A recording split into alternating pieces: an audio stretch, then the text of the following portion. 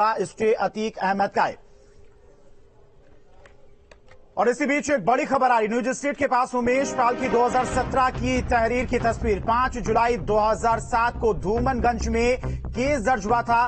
तहरीर में उमेश पाल ने अत्याचार की आप बीती बताई थी। राजू पाल की हत्या का खुद को मुख्य गवाह बताया था। अतीक और अशरफ के द्वारा धमकी की बात भी इस लेटर में लिखी है। उमेश पाल ने हत्यारे को पहचानने की बात भी खुद लिखी थी और खुद को हत्याकांड का मुख्य चश्मदीद बताया था।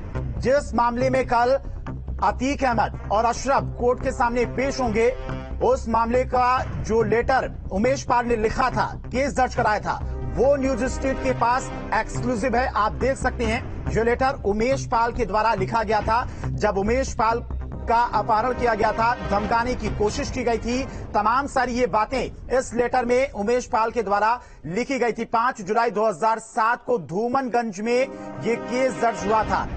तहरीर में उमेश पाल ने अत्याचार की आप बीती बताई थी। बताया था कि किस तरह से अतीक अहमद और अशरफ धमकी दे रहे हैं, अत्याचार कर रहे हैं।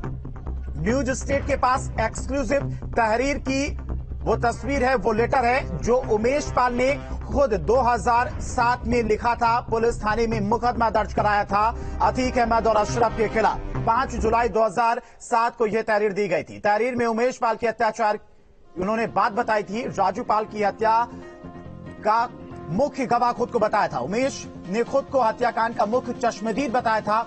उमेश पाल ने हत्यारों को पहचानने की बात भी इस लेटर में लिखी थी। दिनेश पासी अंसार बाबा को पहचानने की बात लिखी थी। हत्याकांड के वक्त गाड़ी में बैठे लोगों को भी पहचानने का जिक्र उमेश पाल ने किया था।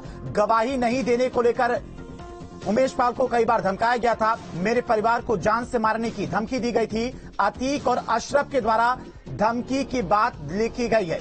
हत्याकांड की रात मुझे और परिवार को धमकाया भी गया था। मुझे रात भर कमरे में बंद करके प्रताड़ित किया गया था। सुबह मुझे अतीक के पास गाड़ी में बैठाकर ले जाया गया। धमकी दी गई, गवाही दी तो लौट कर घर नहीं जाओगे।